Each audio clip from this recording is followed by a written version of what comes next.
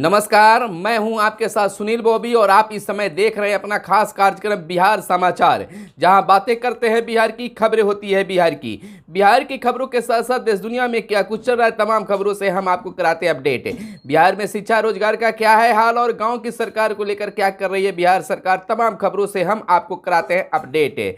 तो आइए जानते हैं बिहार की पहली और बड़ी खबर की परीक्षा में सफल नियोजित शिक्षकों को राज्य सरकार दे रही है बड़ी राहत। यानी कि नियुक्ति पत्र मिलने के बाद अपने पुराने विद्यालय में ही नियोजित शिक्षक देंगे योगदान। आपको बताते चले कि शिक्षक बहाली परीक्षा में सफल नियोजित शिक्षकों को सरकार से बड़ी राहत मिली है। बताते चले कि राज्य सरकार ने निर्णय लिया है कि राज्य के अंदर बतौर नियोजित शिक्षक सेवा कर रहे शिक्षकों को दूसरे जिलों में नहीं जाना पड़ेगा। यानी कि पढ़ाने के पहले की तरह ही वे अपने स्कूल में सेवा देंगे और वे राज्यकर्मी होंगे। दरअसल बिहार लोक सेवा आयोग यानी बीपीएससी से चयनित एवं अनुशंसित नवनियुक्त शिक्षकों में 28,200 नियोजित शिक्षक हैं जो पूर्व में कार्यरत हैं। इन शिक्षकों को निर्देश दिया गया है कि नियुक्ति पत्र मिलने के बाद वे अपने पुराने विद्यालय में ही बने रहेंगे। इधर बिहार के नियोजित शिक्षकों को लेकर एक और बड़ी खबर निकलकर सामने आई है कि अब बिहार के नियोजित शिक्षकों को अब एक बार फिर से कुछ समय के लिए 6 माह के कह सकते हैं कि इंतजार करना पड़ सकता है। यानी कि तबादला को लेकर एक बार फिर से बिहार के नियोजित शिक्षकों को इंतजार करना होगा कि आखिरकार उनका तबादला कब होता है। यानी कि जब तक शिक्षक बहाली पूर्णतः कार्य नहीं हो जाता है तब तक जो है कार्य नहीं हो पाएगा तबादला को लेकर। यानी कि जब तक शिक्षकों का पोस्टिंग नहीं होगा तबादला नहीं हो पाएगा। और दूसरी कारण यह भी है कि शिक्षकों का तबादला, नियोजित शिक्षकों का तबादला तब होगा जब नियोजित शिक्षक राज्यकर्मी बन जाएंगे और जिला समवर्ग के शिक्षक बनेंगे। इसको लेकर काफ़ी समय लगेगा, इसलिए एक बार फिर से नियोजित शिक्षकों का तबादला रुक गया है। वहीं हम आपको बताते चले कि आंगनवाड़ी सेविका और सहायिका को जल्द मिल सकते हैं उनको अपना खास वेतन। यानी कि वेतन बढ़ोतरी के लिए बड़ी खुशखबरी दीपावली तक मिलने की उम्मीद है। वहीं अगर आंगनबाड़ी के साथ साथ जीविका दीदी की अगर बात कर ले तो जीविका दीदी भी जो हैं उनका भी वेतन बढ़ने की बातें आ रही है। वहीं वार्ड सदस्य की एक बार फिर से बल्ले बल्ले हो गई है। बिहार की सभी पंचायतों में अब होंगे सुधा दूध के बिक्री केंद्र, जिसमें मुखिया के साथ साथ तमाम वार्ड सदस्यों की भी भूमिका होगी। जिला और प्रखंड मुख्यालय तक ही सीमित है अभी बूथ है इनका, तो अब पंचायत स्तर पर भी होगा। सरकार ने की सहमति भी दे दी है। इधर नियोजित शिक्षकों का ट्रांसफर फंस गया है एक बार फिर से, अब नई नियमावली लागू होने के बाद ही ट्रांसफर किया जाएगा। इधर नवनियुक्त शिक्षकों से पहले भरी जाएगी दूरस्थ स्कूलों की रिक्तियां, सॉफ्टवेयर होगा, इसका सॉफ्टवेयर के माध्यम से होगा आवंटन। यानी कि स्कूल चयन के लिए विद्यालय अध्यापकों से नहीं मांगी जाएगी उनका चॉइस।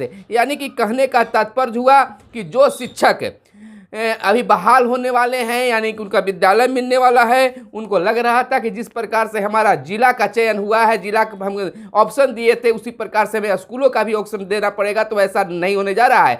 जैसा कि आप जानते हैं कि बिहार के नियोजित शिक्षक जो बहाल हैं उनको भी 2 नवंबर को उनके लिए एक खास दिन हो सकता है। यानी बिहार के मुख्यमंत्री नीतीश कुमार राज्यकर्मी की दर्जा को लेकर ऐलान कर सकते हैं, तो नियोजित शिक्षकों की उस दिन बल्ले बल्ले होगी। तो वहीं जो अध्यापक हैं यानी नवनियुक्त शिक्षक जो होंगे 1,70,000 जो शिक्षक होंगे जिनकी नियुक्ति होनी है, उस दिन नियुक्ति पत्र 2 नवंबर को बटेंगे और छठ पूजा के बाद उनको स्कूल मिल जाएगा। जिलों में से आवंटित सॉफ्टवेयर के माध्यम से दूरस्थ स्कूलों में उनका तबादला किया जाएगा। यानी बताते चले कि बिहार के सरकारी स्कूलों में नवनियुक्त 1,20,336 विद्यालय अध्यापकों को स्कूलों का आवंटन सॉफ्टवेयर के जरिए किया जाएगा।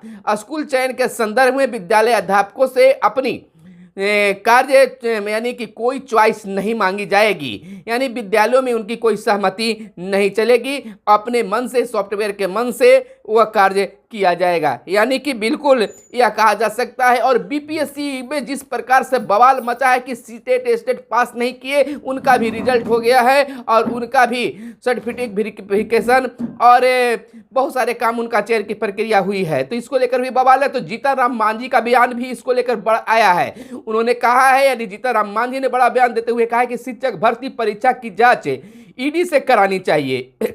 यानी कि पूर्व उप मुख्यमंत्री जीतन राम मांझी जो हैं, उन्होंने मांग किया है कि जो शिक्षक भर्ती हुआ है उसकी जांच ईडी से कराया जाए।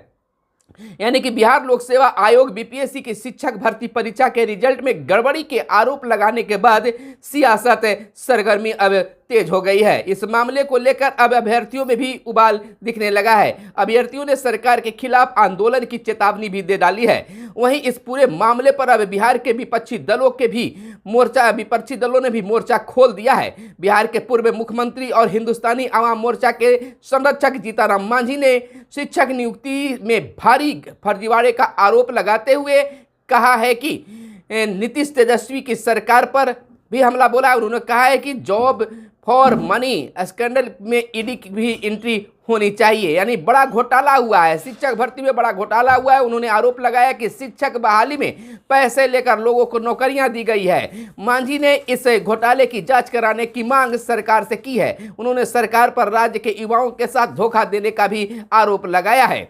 आपको बताते चले कि जीतन राम मांझी ने इस घोटाले की जांच कराने की मांग सरकार से की है। उन्होंने सरकार पर राज्य के युवाओं के साथ धोखा देने का आरोप लगाया है। मांझी ने आरोप लगाया था कि आरक्षण की अनदेखी कर वह नियुक्ति रेलवे के लैंड फॉर जॉब के तर्ज पर मनी फॉर जॉब स्कीम के तहत की गई है।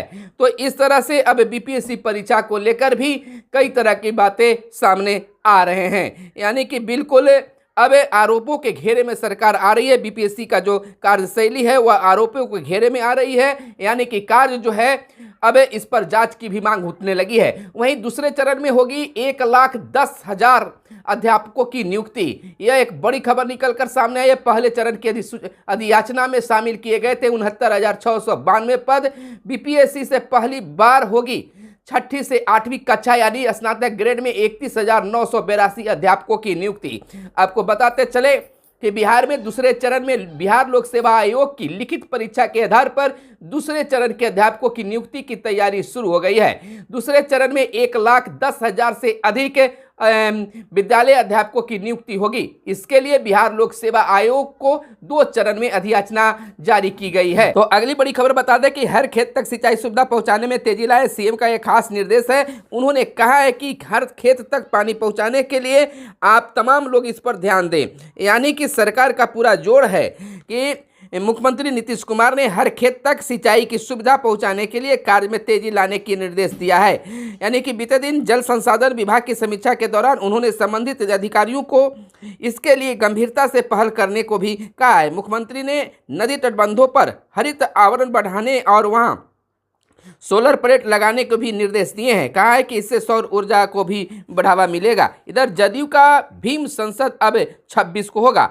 विधानसभा सत्र व पर्व त्योहारों के कारण 5 नवंबर की तिथि आगे बढ़ी है, अशोक का कहना है। इधर जदयू का 1 से 7 तक जिलों में सीएम का आभार कार्यक्रम चलेगा। यानी जातीय गणना की रिपोर्ट जारी किए जाने पर जदयू की ओर से सीएम नीतीश कुमार के प्रति 1 से 7 और 7 नवंबर तक जिला स्तरीय आभार कार्यक्रम का आयोजन होगा।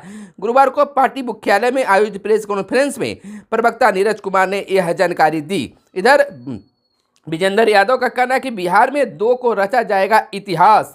यानी कि ऊर्जा मंत्री विजेंद्र प्रसाद यादव ने कहा कि मुख्यमंत्री नीतीश कुमार भाजपा के खिलाफ इंडिया गठबंधन को आकार दिया है, इसलिए भाजपा के नेता बौखलाए हुए हैं और मुख्यमंत्री के बारे में अनर्गल बयानबाजी कर रहे हैं। उन्होंने कहा है कि 2 नवंबर को बिहार की धरती से इतिहास रचा जाएगा। एक साथ 25,000 युवाओं को एक साथ नियुक्ति पत्र देना असमान घटना है। नीतीश कुमार के नेतृत्व में राज्य की सरकार बेरोजगारी की समस्या को दूर करने के लिए हर मुमकिन प्रयास कर रही है। इसके लिए नीतीश कुमार बधाई के पात्र हैं।